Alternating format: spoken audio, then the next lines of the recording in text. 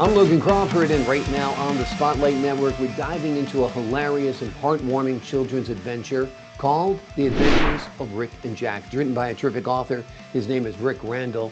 This imaginative tale follows Dr. Rick and Jack as they ditch their routines for a carefree life in Hawaii, only to discover paradise isn't all that it's cracked up to be. Packed with humor, colorful scenes, and a surprise ending, this story reminds young readers that sometimes the best place to be is home. We're delighted to have this very talented author join us here today on Spotlight, and we ask viewers like you to support authors like him by subscribing to our channel and by purchasing his amazing book. The links are below this interview. And be sure to download the Spotlight Network TV app streaming on Roku, Apple TV, and Amazon Fire TV. Rick, thank you so much for joining us here today on Spotlight. Thank you for the opportunity. This is a cool story. It is a cool story that you've written. And is it based a little bit? There's the book right there. And we're going to put it up as well. Sure. Is it based a little bit on your own experiences, your own life? You're Rick, he's Rick. Tell us a little bit about the similarities. This is great. So I'm a chiropractor, and so I routinely had younger people that would come into my office, and we adjusted a lot of people once a month. And so Jack was one of those people, and he'd come in, and I always ask young kids, I'd say, what'd you do today? And then, well, I went to school. And then you go, well, what'd you learn today? And then the younger kids be like, oh, it was just review. And then the other older kids, as they got a little older, would be like, oh, I didn't learn nothing. And I said, well, why do you go? And they say, well, my parents make me go. Well, Jack came in one day and he says, I just really don't like going to school. And I'd just gotten back from a trip to Hawaii. And it was the first day back. And, when you get back, you're busy. There's people everywhere. And Jack walks in and I said, Jack, sometimes I don't really like going to work. What do you think we ought to do? And so Jack and I started discussing. Once a month he'd come in, we discuss, let's go to Hawaii and become beach bums. And so then as the story progresses, you find out Jack doesn't like waking up early, and he doesn't like brushing his teeth, and his mom hugs him good morning, and she's got breakfast in the kitchen, and he doesn't want to take a shower and doesn't want to use soap and didn't really want to go to school. And you're like, Jack, let's go to Hawaii. And we don't have to go to work, and you don't have to go to school. We don't have to do that anymore. So then this is funny. So I tell him this story, and we keep embellishing this story. And then as time went on, I started to write down the story, and it came to me. I said, let's write this story, Jack. And we turned it in. So do I call you Logan or Mr. Crawford, or how do I do it? Absolutely. So Logan, I wrote the story. And so we sneak out in the middle of the night. I pick him up. I've got a station wagon. It's a classic. I'm a little vintage guy, so I had the old side wood paneled station wagon. I said, Jack, that's the getaway mobile. And we take off. I said, I've got enough money to fly, and we land in Hawaii. And so Jack doesn't know if he's asleep or still dreaming, but he wakes up, gets to the window, away we go. And so then the adventure begins. And so the kind of cool part about it is at the beginning of the story, we're collecting really cool coral and a few pieces of lava rock. So that was the byline through the story. And so then anyway, so the first day, it's a blast, but we're eating out of dumpsters. We're sleeping on lava rock and sand. And so Jack didn't like school, but along the way, he's learning he's realizing what he learned in school about the Hawaiian volcanoes and the lava rock. And so suddenly school's becoming more and more important, but now we're not eating his mom's kitchen pancakes and eggs. We're eating dumpster snacks. And then we talk about dumpster snacks, but now we don't have to brush our teeth. And now you start thinking about the green fuzzy stuff. And there's showers on every beach in Hawaii, but you don't have to do it anymore. There's no soap, there's no hot water. And after a couple of days, he's thinking, maybe it wasn't so bad at home. So I'm snoring on the beach. He's waking up to me snoring, and then we're eating breakfast out of dumpster, whatever. And so suddenly he's like, this isn't so good after all. And but he says, that's okay. I want to be a beach bum. So he tried it out. Next thing you know, he wakes up again, and his mom's saying, good morning, Jack. Time to get up. And he's like, wow, where'd Dr. Rick go? And so he got up, hugged his mom so tight, couldn't wait to go brush his teeth, took a hot shower, soap, ate a bunch of breakfast, got on the bus, couldn't wait to go to school. So then the best part of the story is this: is he gets done with school, and he comes into Dr. Rick's office one more time. And I said, what's up, Jack? When we going to Hawaii? And he's like, I kind of thought we already went. And so he didn't know if it was a dream or real. And so then he gets his adjustment. I don't say anything about the experience. And so I leave the room, way to go, Jack. But then when he goes back to the corner and puts his shoes on and grabs his book bag, there's some really cool coral and a few pieces of lava rock. Cool. So he doesn't, you're like, Did he or So, didn't he? Yeah, yeah. And absolutely. That's very cool. so it's just a neat story. But the truth is, it's about, you don't appreciate what you have until it goes missing, and then you go from there. Yeah, But absolutely. okay, can I talk a little more about another book I just published? Sure, sure. Well, let me ask you about this. So let's get Go into ahead. the other book a little Okay. bit. Okay. So I think a lot of kids really don't realize how good they have it until it's gone. I mean, I don't think we realized our days were so blessed as they are. Yes. When mom was cooking for us and all our responsibility was to go to school till 3 o'clock or 2:30 and then have the rest of the day off. Kids do have it blessed. Did you share the story with the real Jack eventually, or were you sharing it with him as you went along? Tell us a little bit about how that collaboration went. Yeah. So we talked, and I said, Jack, I'm going to publish the book, and so we've continued. Now he's going to be 20. So he was only 8 years old at the time, and so that was we talked about it for a couple of years, then published it, and that was 2020, and so then we republished it in 2025. But yeah, so now I have the Adventures of Rick and Jack 2. It's not complete yet, but we continued the story. So last year was just really cool. I went to his graduation party, and the senior that year, and I said, Jack, I said, I'll let you know. My goal, my goal was to pay for his college with my book. I said, not yet, Jack, not yet. But anyway, so that he's a good young man. He's still trying to figure out where he's going to go, but we have another sequel to the story coming soon, I hope. Where do you see the sequel going? Well, it's to appreciate the aloha and what Hawaii means. And so we start the story where actually he's a senior in high school, and school is important, and he did really well. And I said, now what are you going to do, Jack? So geology, well, we went to Hawaii, so we tied that in with geology and what happens there. And his dentist up the street, I said, you got to talk to him. And I said, it was chiropractic. I said, but I like that geology idea. Let's go back to Hawaii. And he goes, go back to Hawaii. Did we ever go the first time? You're like, well, yeah, maybe not. So then it was just talking about what he's going to do going forward. But the point of that story would be to go to Hawaii. Have you been to Hawaii, Mr. I have. Crawford? It's gorgeous. It really is like paradise. Oh my goodness. So the Aloha Festival, it's usually in early September, and it's in Waikiki Beach. And when you hear the music, the most incredible part about Hawaii is the aloha energy. So I have a registered trademark past the aloha, past the love, and past the positive. But that energy in Hawaii, there's nothing like it, or at least in my experience. I haven't been around the world completely yet, but Hawaii is just this aloha energy. So that would be the point of the next story, is to get to know what aloha really means and how that might impact your life. And so that's kind of where that's going to go. That sounds wonderful. Have you envisioned this Rick and Jack book series as perhaps a TV series or a series of films? Tell us about what your multimedia dreams are. That was interesting. I did have an interview with a potential a scriptwriter, movie maker, and I thought, wow, and at that point I hadn't visualized to that point. I mean, I hadn't got to that point in my thought process. It was just, how do I sell some books? But wouldn't that be a neat story? Yeah. The illustrations in the book, I don't know if you got a chance to actually go through the book, but yeah, the illustrations, they were well done, and I think it's kind of neat. So to turn that into a little a 30-minute, I don't know if it's going to be Charles Schultz or nothing, but wouldn't that be neat? I think it'd be cool. Yeah, it's a great story. Going from the ho-hum life in suburbia, if you will, to the beautiful shores of Hawaii. I think it'd be a cool contrast. And then, of course, we would drive home the point that sometimes your ho-hum life in suburbia is not as bad as we think it is. You were mentioning another book. Tell us about the other book you wanted to talk about. So this is really exciting. So it's going along that note. So I wrote, it's called Road Trip. Hmm. I see it So there. this is likely to succeed A to Z.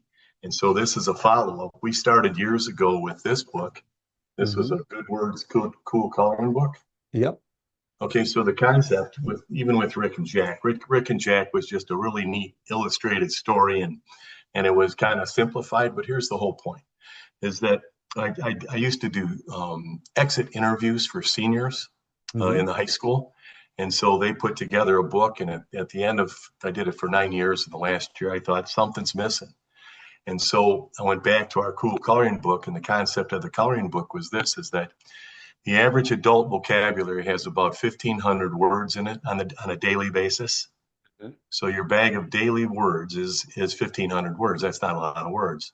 So the concept was is that if you only have 1,500 words in the bag, you should only put good words in the bag, right? Mm. So if and so that those are the words.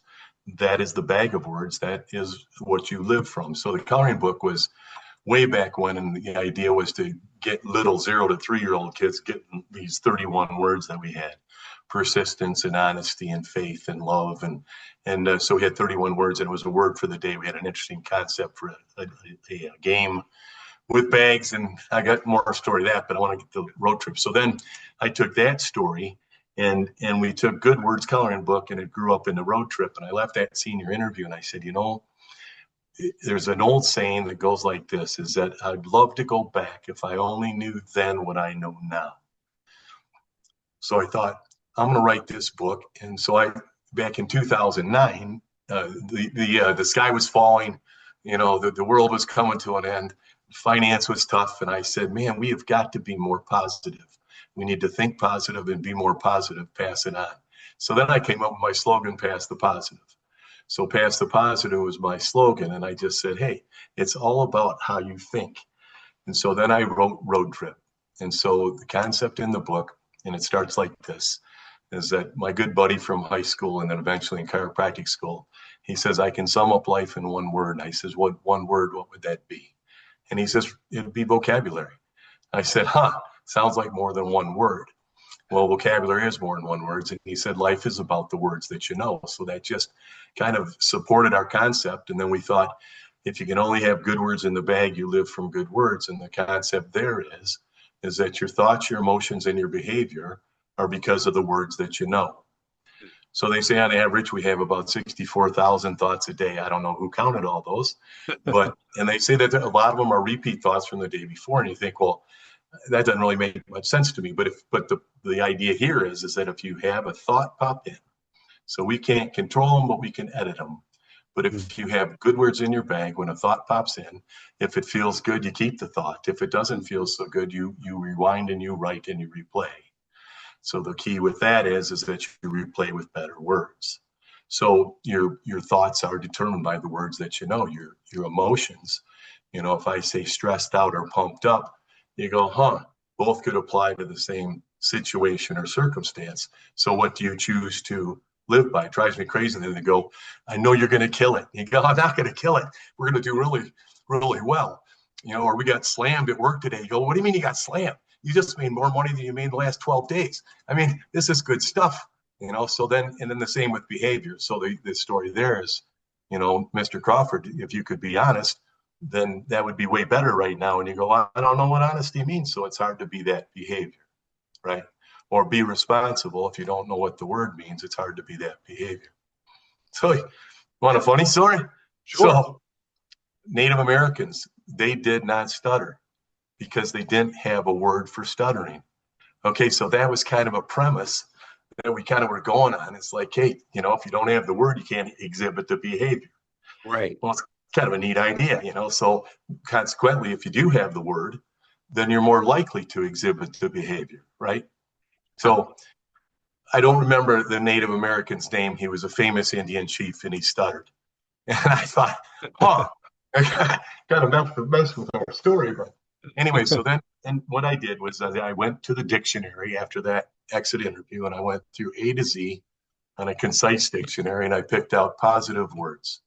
And so then I chose 3 to 4 to 5 words of positive words for A, positive words for B, C, D, E, F, and G.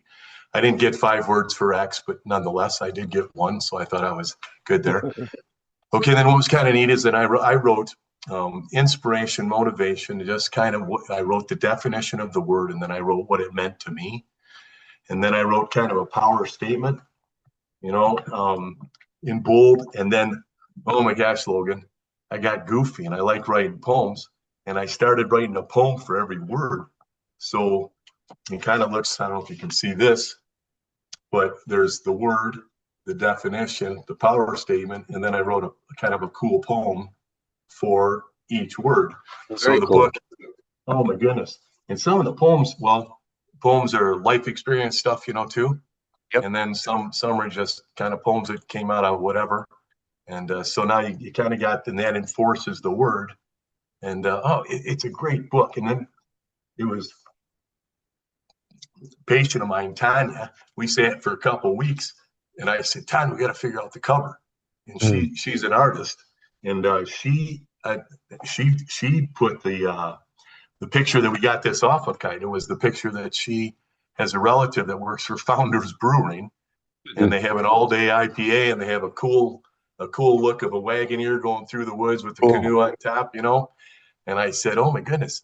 I said, that's kind of the look we want. So that's when we came up with the 58 pickup truck and the cobblestone. And so I'm excited about the cover as much. The cover is beautiful. The premise is beautiful. It's so true. I mean, words can be either empowering or disempowering. And Yes. those are the words usually given to us by our first caregivers, our parents. So they can tell us that we're smart, we're talented, we're beautiful, or they can tell us that you're lazy, Right. you're no good, or you're ugly. Oh my gosh, yes. So it is Yes. so important that the words that we have are important and are used properly. And everything can be framed one way or another. I mean, it's a whole glass is half empty or half full. It's the same glass. It's the way you look at it, right? I was in a meeting. I'll tell a quick story. I was in a Sure, meeting, we got and lots of time. it was so I went to Charlevoix, and we started a bridge drop. So you know, there's the ball drop, the cherry drop. Well, Charlevoix has this iconic bridge that stops traffic in the middle of summer. It goes up, it goes down, and it's every 30 minutes. You know, so Charlevoix gets very busy in the summer, and it's a beautiful town, and we were so fortunate to land there. And so this bridge is an issue. Well, not an issue to me so much because I'm just a little south, so I kind of escape the traffic issue. But the point is we get towards New Year's, and I said, I'm talking to the Charlevoix Visitors Bureau lady, and I said, what are you going to do for New Year's? And she said, same old thing, probably, you know, maybe go to eat, but go home and go to bed early. I said, well, we ought to do something different. And I said, you know, they have the ball drop in Charlevoix, or in New York City, and in Traverse City, where we're just north of, they have the cherry drop. They raise a lot of cherries. I said, we ought to have a bridge drop. And so, oh my gosh, Logan, I started promoting. I got to do the first Friday business breakfast meetings for the chamber. So I was the host. So in June, I said, hey, we ought to do something for New Year's. And so we ought to have a bridge drop. Well, people kind of started thinking about it. Well, then another month goes by, and I'm about ready to talk about it again. And the chamber president and the chamber chairman, they said, we just don't think this year is the year. And I thought, oh God, you shouldn't have said that. So now I'm thinking we should. So I didn't understand why not. And oh my gosh, so before long, next thing we're talking about is, what are we going to do? We had a police car, we had a fire truck, we had a parade, we had a 21 gun salute, we had people marching back and forth it went up, went down, you know, 10, 9, 8, 7, 6. Anyway, so that was the New Year's Eve bridge drop. So I thought, okay, if you want to get more excited about your life, if you want your life to be more exciting, you have to get more excited about your life. And I said, you have to do those types of things that keep your life exciting. I talk about, you don't stop doing things because you get old. You get old because you stop doing things. And so the other thing is that it's one thing when you die after your life has been lived and you're all used up, but it's sad when you die before your life has actually been used up and you think it's all here. And so that's what I did with the book. Was I pretty much wrote all that in there in Road Trip. With that in mind, is just, again, if if I could share, I'm 66. So I thought, you learn a few things after a decade or two, takes a minute. And I thought, if I could just give you this information beforehand, before you get to 16 or 18 or 20 or 27, and have this as your manual, that'd be a good book. And so that's what it is. Sounds like a great book. And like you said, your words are either empowering or disempowering. What you think is what you are. What you believe is what you achieve. I'm a big believer and proponent of positive thinking, and negative words can just hold us back. People always fear, what if everything goes wrong? My counter to that is, what if everything goes right? And I think your book is along those lines. Why is it called Road Trip? That's the part I haven't gotten yet. Okay, the road trips, the idea is your life is a road trip, right? So we're all on a road trip, and then it's called the Good Words Book for Success, Likely to Succeed A to Z, but it's all about the road trip of life. And so, Wonderful. and hopefully we get to experience several. I love road trips. We drove out to California this year. Oh my goodness, our country is so cool. The roads, the gas station, everything you need from Michigan to California. And then this is a great story too. We got to ski in Lake Tahoe, and Lake Tahoe is just a beautiful lake. So Heavenly is named appropriately. You're up at the top looking out over. Do you ski, Logan? I do not know. That would be a very comic sight if I was skiing. Yeah, kind of like me playing golf. So, Exactly. oh, beautiful. You're on top, about 8,000 feet. So we got to ski in the morning, and it was blue skies and white snow. And then we got to go swim in the afternoon, a little chilly, Wow. but got to swim. I thought that's a pretty good day. Yeah, But exactly. To have four seasons in one day is great. How did you get out across country? Did you do Route 66 or did you take another way? okay, we went the south route. So we went Michigan down to St. Louis, Oklahoma. You go through Arizona, New Mexico, the northern part of Texas. And that was a pretty cool ride. And then through the Grand Canyon. And again, our country's big. And then this year we did Highway 80.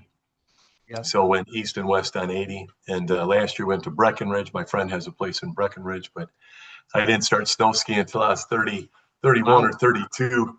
And I'm so glad I did, except for the second night out, I kind of broke my shoulder. I was a little too excited. But I was going to continue to tell you that story about the bridge drop just real quick. Was that we're in the meeting and it's a success. It was a success. So it's an after meeting. We came up with enough money to do it. And one of the ladies said, you're pretty optimistic, but I think you might be not a realist and you're living in a spacesuit. And so I thought, I'll have to think about that. So I went home and I wrote just what we were talking about. The words are either positive or negative. And I just wrote, it's the battery theory with two poles. And so I just light on, light off, half empty, half full. You just wrote all the positive side and the negative side. Right. And I said, other than that, I don't know if it feels better or not, but I think I prefer living in my spacesuit. But then I kind of wrote a cool poem about that too, So That's funny. yeah, Has the bridge drop become an annual tradition now? Yeah, I think it did 10 years last year. Wow. So we had a 10-year run going. And now this is my friend Dan Barron. He does the Venetian Festival, which is a one-week festival in Charlevoix. Fireworks are amazing. Well, he loves fireworks. So now that the Charlevoix Bridge Drop has fireworks at 9 o'clock, then the bridge goes up and goes down, has fireworks again at midnight. So it's kind of a neat part of it. Yep. But now you know how things come a little bit and they get energized and then they kind of fade a little bit because it's a small town. You only have so many people and you need volunteers, and so sometimes you got to get a little lean on the neighborhood to say, hey, we just need you to do this. But they usually have it's a snowman building contest. If we have snow, they have a hot chocolate contest to go with it, and so there's things through the day. The movie theater has a free movie, and then the restaurants do things through the night, and then you wait for the fireworks. But street buskers and different things. But there again goes back to, if you want your life to be more exciting, you kind of got to enjoy living your life. So that's what road trip's all about. I think I got 123 words. I think there's 23,000 words in there. Logan, I was sitting there and I had a deadline and I was getting closer and I kept kind of putting it off. And I thought, you got to sit down and write. And I don't know where all those poems came from, but man, they just, and I try not to be too, we and thee and they and the, and I mean, just, Mhm. little 3-letter words that you rhyme and you want a little more meaning to it. But Right. so I kind of watched that and I didn't want to overuse the words that I used to rhyme, but I think it turned out to be just a neat book. And it's a good book for younger people, anybody anyways, but younger people to kind of get that manual for kind of the road trip that they're taking starting now. Yeah. So That's awesome. Is your chiropractic practice, does it deal with a lot of children? Is it for adults and children? Tell us a little bit about that.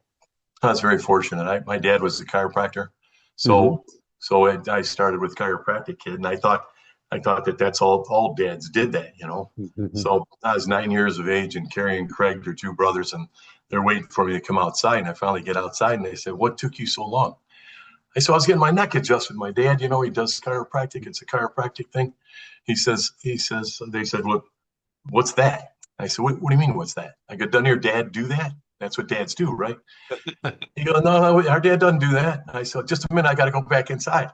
So I went back inside and I asked my dad. I said, "Dad, what is that?" He goes, "Well, that's what I do." And so that was the beginning. Hmm. So that's how you got acquainted with Anyway, not so only your fortunately, dad and I his enjoyed profession, chiropractic and but became a became more chiropractor. aware of it, right? Oh my goodness, you get to realize the benefits beyond just a neck ache or a low back pain. Yeah. And so we had a family of healthy kids, and when we weren't so healthy, we went to. Mom was a nurse, but dad was a chiropractor. And Hmm. Logan, you'd get a cold, you'd get a sore throat, you'd get sinus, you'd get adjusted in your neck a couple times in a 12-hour period. It was amazing. It's amazing. Yeah. So I grew up with that, but then I became a chiropractor. I was able to join my dad's practice. And so then I got to work with him. Well, he'd been there for 28 years. So after 28 years, he was telling people a little bit once a month, just once a month tune-ups. So I kind of got ingrained in that. And he had so many people that came in once a month. And the best part of that story is that they'd come in and the best line was Pete. Pete says, "Feels so good. Don't know why I'm here. Just keep me that way." And so you're like, "All right, Pete, see you next month." And then it wasn't an acute based practice. It was people were healthy, wanted to stay healthy. Yeah. That's a low stress practice. You get to know your patients really well. Well, next thing you know, you got little kids, and then you're treating the little kids, and next thing you know, you're treating the little kids, and we had 4 and 5 generation families. And so you just saw the benefit. The benefit to little people is amazing. So you just promote that, and again, it's no different than dentistry, so to speak. Is that if you want these choppers to last a lifetime, it's kind of like your spinal system. So as a chiropractor, I just call myself a mechanic. You're just a frame guy. So when you stand, both feet hit the ground at the same time, your weight should be evenly distributed. If that's true, then your body's under minimal mechanical distress. And the part that a lot of people don't realize about chiropractic is the neurology, the neurological component. So in your body, you have cardiovascular system, that's Mhm. your heart and your arteries. You have your cardiorespiratory system, that's your heart and your lungs. You have your gastrointestinal system, your stomach and your intestines, genital urinary. You have all these systems. Mhm. So your spinal column is your neuromusculoskeletal system. So neuro is nerves, musculo is muscle, skeletal is frame, and then of course the system. So they all work together. So neuro is your electrical system. So your neurology, your nervous system, it runs inside the spinal column. And so your spinal column is the central. But if you're off in the knee, or if you're off in the hip, or if you're off in the lower back, your body gets a little out of balance. So it's a little like train going down a track with one of the cars a little off the track. It still Yeah. might go down the track. It's just not as easy as it should. Eventually that causes irritation, inflammation, and pain. That's when we get to see people. All the wheels in the bus aren't going around. But here's the benefit is that when I adjust you wherever I choose to, and I go through a really good system of assessing you every time. So I Mhm. check you every time. And so I know if your foot's off, I know if your knee's off, your ankle, your hips, and I go through and we make corrections with an instrument. And then I follow up with my hands-on therapy so that when I physically manually manipulate your spine, you get a neurological change. Mhm. So it's a little like a dimmer switch on a light bulb. So these nerves go places. So all these nerves are going places. So if those nerves have a little pressure because the bone is shifted, the muscles are tight, the frame's not in the best alignment, then that can impact that nerve. Well, if that nerve goes to your heart or goes to your bicep or goes to your face or goes wherever, it controls that function. So it's a little like having a 100-watt light bulb with a dimmer switch, and I only get 60 watts of light. So you can still function neurologically, but not as well. Eventually that causes some sort of compromise to something. And that's what leads to dis-ease, not necessarily disease, but dis-ease. Eventually that leads to usually a symptom. So when we change that, that's the cool thing. I get a baby that comes in, she's only 8 months old. Her head is turned, it won't come back. She's pale, she's not pooping. You think, chiropractor fix that? I adjust her one time, Logan. She comes in a second time, her face is red. She's pooping again. And you go, wow, okay, good. See her, I think the second time, after the second time, it was amazing. Here's this new person, and you're kind of done with that. You're okay, she's good now, but you change things like that. My sister, she says, Sydney, your daughter was 3 weeks old, wasn't pooping, which is a common issue with little people. And she brought her in, and so I adjusted Sydney like I do. She's 3 weeks old. I adjusted her, and Marcia calls me back later in the evening, and she says, Sydney's better. She goes, she's in the laundry tub. She's a mess, just amazing what changes. You think, sorry, kind of.